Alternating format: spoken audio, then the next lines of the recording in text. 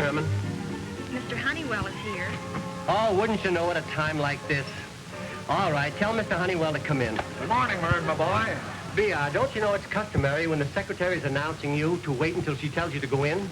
All right, I may be retired, but please remember that I'm still the president of this corporation. You're the only man that I've ever met that can ride both those horses, and me too. Well, anyway, I knew you had no one in here and you weren't on the phone with anybody. How did you know that? I listened outside the door before I had Miss Sherman announce me. I give up. All right, I'm worried. What are you worried about? We did 3 times more business last month than any month in our history. Exactly, but I'm worried that you're likely to rest on your laurels. You'll relax, float with the tide. Well, you might even want to take a vacation. I haven't had a vacation in 5 years. A commendable record. I believe you'd be perfectly willing to see me kill myself working for Honeywell and Todd. Oh, nonsense. Hard work never killed a man. Besides, our group insurance policy covers you. Now, Vern, what about this Benson Foundation? They're going to invest huge sums of money every year. I know all that. They're going to invest huge sums of money every year. You said that before. I like the sound of it. Huge sums of money every year. All right. We'll get our share. Well, keep after them. You can't high-pressure an organization like that.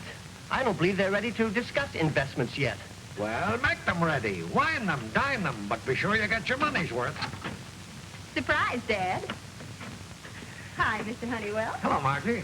Margie, you're supposed to have yourself announced even when you went to my office. Oh, but I figured you wouldn't mind. I knew it was just you and Mr. Honeywell talking. You knew that? Well, sure, I listened outside the door. Is anything wrong with that? Pay no attention to him, Margie. That's just another one of his notions. Civility, courtesy, privacy. He worries about everything except getting new business. I do wish you could think of some way that... Before you two start, let me finish what I came in for and get out. I know what you came in here for. An advance on next month's allowance. Well, nothing doing. Yeah, but Dad, it's important. You've got to learn, Margie, that doesn't always work. But Freddie's taking me out to dinner tomorrow night, and I simply have to have a new dress. Freddie, well, that settles it. Absolutely no advance. Now, Dad, you know you're going to give it to me. Why not save yourself the trouble of arguing? Go ahead, Vern, give it to her. Matter of fact, you should buy her a little piece of jewelry every now and then. I realize it's my money you're being so generous with, but even so, what's gotten into you? 3 cheers for Mr. Honeywell. Margie, you know this idea of encouraging employees to be thrifty is pure nonsense? Give me an extravagant worker every time. A man that spends more than he makes will work 3 times as hard to make more than he spends. Yes. Miss Sherman, make out a check for my daughter. She'll tell you how much. You're a darling. That gets rid of me. And don't heckle him too much, Mr. Honeywell. He's the only father I've got. Now, Vern, about this Benson Foundation. Enough, VR, enough. I told you I'd look after it. All right, I'm going. Vern, I know that you think that I'm grasping and that I'll stop at nothing to get new business for the firm. But let me tell you this, it takes a big man to admit it.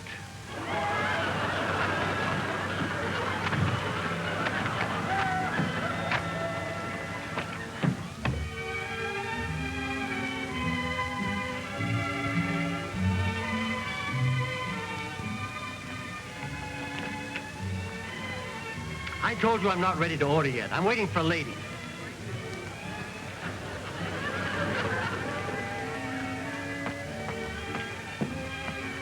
Sorry to be late, but I couldn't help it. I know. You were just trying to get up the nerve to tell me. What? You're not having dinner with me. You've got another date. Vern. And you just dropped by to tell me. Well, thanks. How could you think such a thing? Oh, it's been that kind of a day. Poor darling, bad day. Everybody kept bursting into my office. Honeywell plaguing me about that Benson Foundation. Margie in for an advance. And then Freddie. Now, Vern, really? Oh, I'd like to knock his block off. Say, that's a wonderful idea. Oh, waiter, we're ready to order now.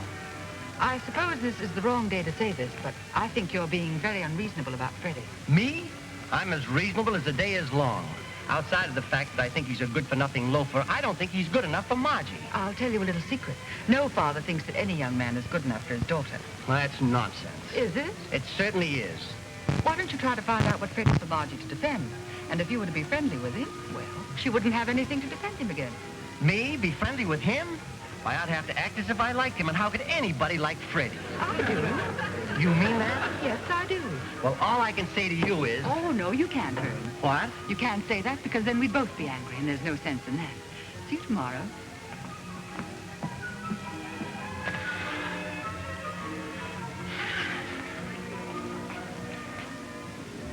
Yes, just one. Charlie, I'm just about to embark upon a great experiment. Yes, sir. I'm about to be nice to a no-good so-and-so. Yes, sir. Mr. Wilson's in there with Miss Margie right now. Let me congratulate you on your judgment, Charlie. You know who I meant. It wasn't my judgment, Mr. Albright. I just happen to know who you don't like.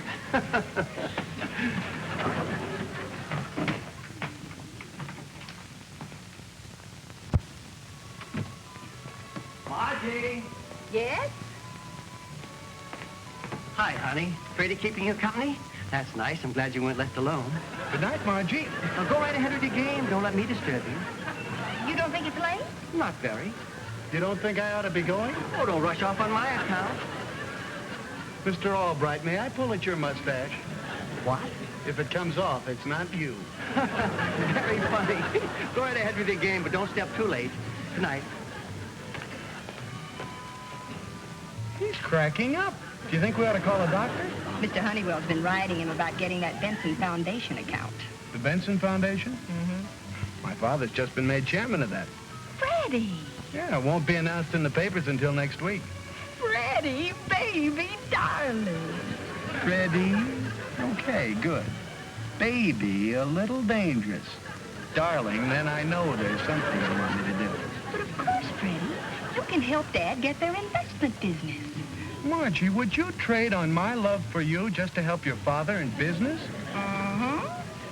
I thought you'd be that self-centered. But Freddie, this may be your chance to marry a rich man's daughter. You're right. I'll do it. Good. We'll have them to dinner, and when Dad meets your father... Oh, no, that won't work. Every investment firm in town has been high-pressuring them. They're pretty sick of it. Well, I hardly think Father will high-pressure them. Maybe he won't, but if old Honeywell hears about it, he'll surely turn it on. Oh, that's true. But having them to dinner's a fine idea. My mother and father meet you, they'll just have to like you. That'll give your dad a big edge. I'll have to tell him. And we'll tell him you're having them, but don't tell him why. Gee, Freddie, on simple things, you're hardly ever able to come up with an answer. But on anything tricky, you're right there. Just naturally shifty, I guess. I better be going. He's likely to get his energy back any minute. Oh, there's one more thing. Is this a Freddie, baby, darling? No, just a Freddie baby. Mr. Honeywell had a wonderful idea that Dad should give me some jewelry. So when you go downtown tomorrow, will you stop off and have them send me up a ring sizer? Don't you know the size of your own fingers? No. Do you? Sure, 15 and a half. That's your collar. Oh, okay. I'll have them send one up.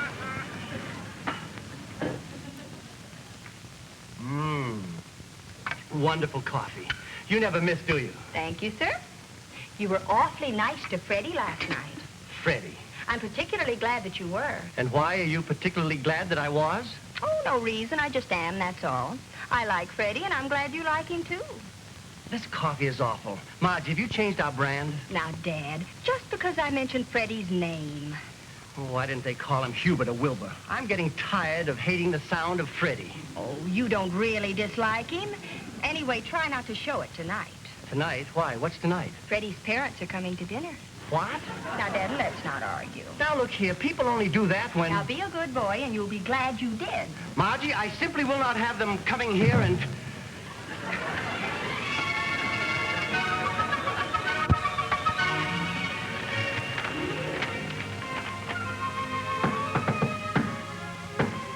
Come in. We're Here, because we're here. Because we are there. And that's why we are here. Good evening, friends. Oh, am I glad to see you. Hi, you fine old kid. Shake the hand that shook the hand. Tell me, how's everything going? About the same. We wait 20-odd years for Vaudeville to come back. Yeah, now that it's coming back, we ain't with it. These TV producers don't seem to understand a class act. Nah, we're over their heads. Sure. Excuse me. All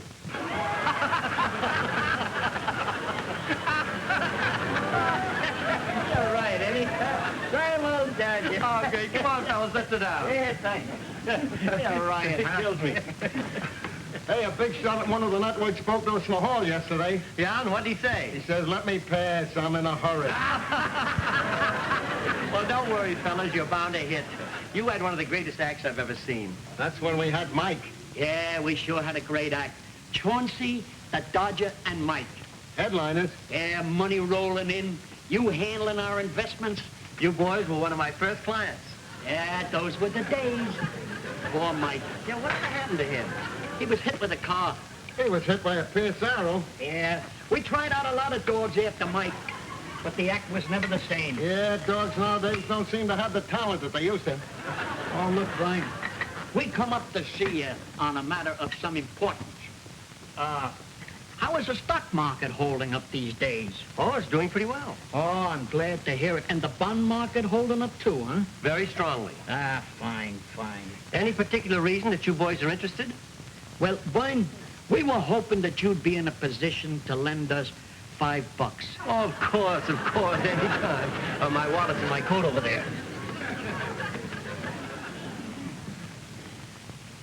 The jeweler sent this package up to you. He said he couldn't deliver it up to the house, but that Margie...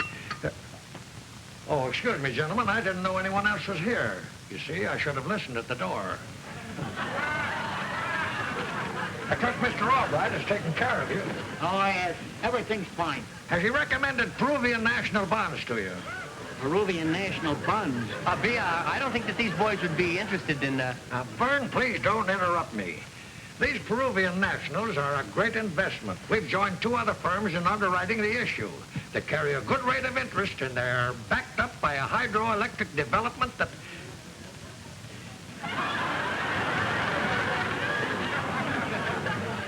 Go on. He's reading. Vern, what kind of a joke are you trying to play on me here? VR, you came in here of your own choice. Bah. Here's your 5. I'm still the star of the act. This must make close to 300. Oh, don't worry, boys. You'll pay me back. You know, I don't think he likes show people. Lots of people don't. I'm sorry. I hope he didn't hurt your feelings. Oh, we're used to it. I wonder what Margie wanted from the jeweler. A ring sizer. Great Scott. Freddie's buying the ring. Congratulations in order, Vern. Oh, they certainly are not. I'm dead set against this marriage. But those kids are so far ahead of me, there's nothing I can do about it. I wish we could help you. Freddie's buying the ring. His parents are coming to my house tonight. I'm sunk. Did you say his people are coming to your place tonight? Yes. Maybe we ought to play a benefit, huh? Good idea. Well, what do you mean? Well, like we were saying, some people don't like show people. Get it? No, I don't. Well, supposing we show up as your best pals. Supposing you're bored with this investment racket. It must be mighty dull, and you got a lot of show people around to liven things up. Maybe these people might go for the daughter of an investment counselor, but they'd think twice if they thought your place was a hangout for hookers. An animal acts. An acrobat. Well, it might work. I'm desperate. I'll try anything. We'll make it work. But it won't be a benefit, though. Now, look. Margie will probably try to force me to get rid of you. But no matter what I say, don't you leave until 12 o'clock. And there'll be $20 apiece in it for you. Frankly, we can use the money. Okay? I'll see you at 6:30. Right. Shall we leave? What we do to get off? E for Eifer, of course. E for Eifer? What in the world is that? You don't know that? No. 1, 2. E for Eifer. E for Eifer. Mrs. Wilson? Thank you, my dear. No, thank you. Later. If you'll excuse me, I have a few more things to do about dinner. Can I help you, Margie? Oh, yes, thank you, Freddie. Well, she seems like a very nice young lady. I wonder what her father's like. Well, Freddie tells me he's a Wall Street man, rather a conservative. Oh, yes, I've heard of him. When's your father gonna get here? He should be in any minute. We're here because we're here. Because we are not there. We're here. Because we're here. Because we aren't there. We talk and witty jokes to please you, riddles and magic tricks to feed you, and that's why we are here. Good evening, friends. Oh, how about that? Mr. and Mrs. Wilson, I believe. I'm Vern Albright. How do you do? How do you do? How do you do? I just happened to run into a couple of my friends, and I brought them along. This is Chauncey and the Dodger. How do?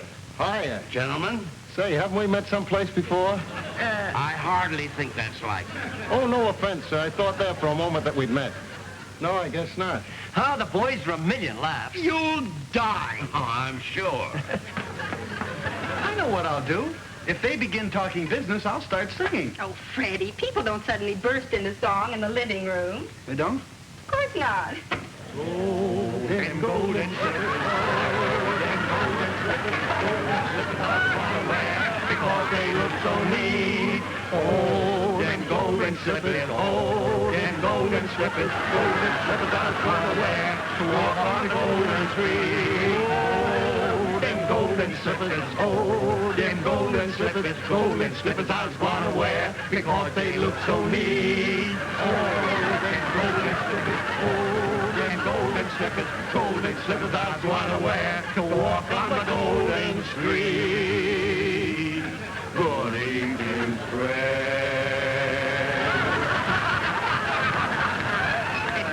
Very good, very good. Dad, I'd like to see you a moment. Not right now, honey. We're entertaining Mr. and Mrs. Wilson.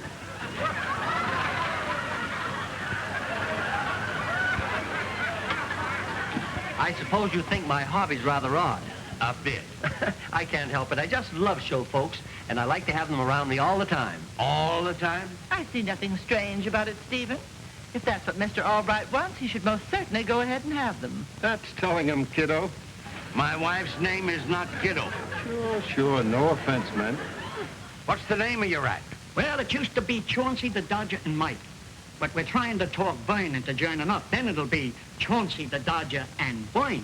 And what happened to Mike? He passed on. Oh, I'm sorry to hear that. Yeah.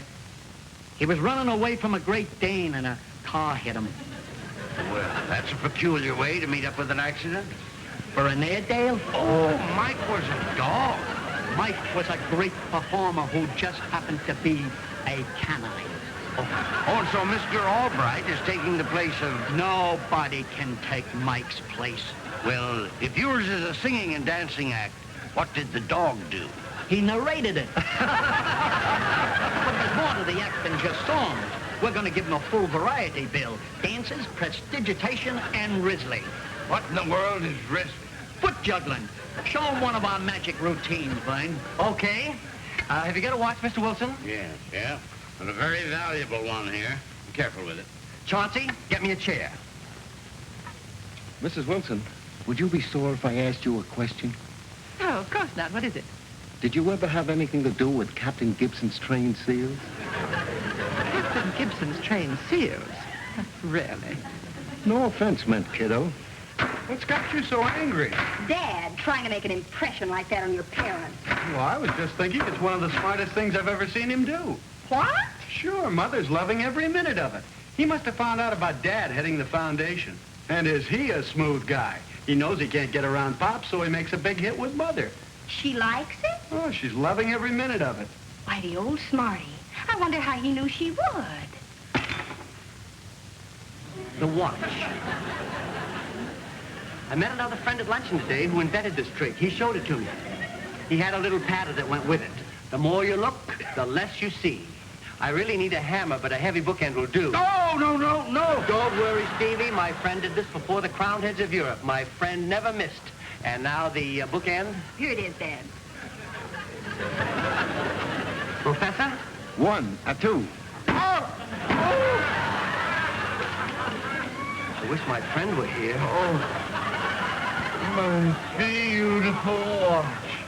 Professor, maybe we should go into our dance. Your watch.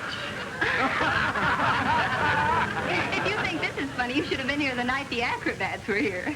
Dad, come out on the terrace for a moment. Oh, excuse me just a minute. Pretty slick, weren't you? What do you mean? Yeah, I'll bet you haven't the faintest idea that Mr. Wilson was made head of the Benson Foundation. What? It won't be announced till tomorrow. How did you find out about it? That Freddie. How could he do this to me? E for Eifer, E for Eifer. Okay, fine. And now, ladies and gentlemen... E for Eifer, the E for Eifer. I hear Albright say E for Eifer. That's what it sounded like. Curious. I wonder what it means. Now, I want your strict attention for this trick. This trick will not be repeated. I only do it once in every city in the land. The E for Eifer, the E for Eifer. Go away, boy. You bother me.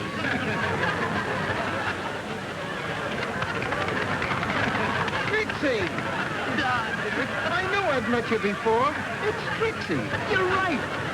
Trixie in a musical scene. Well, it took you long enough to remember. Gee, I'm sorry, Trixie. Are we forgiven? You're forgiven. A one, a two.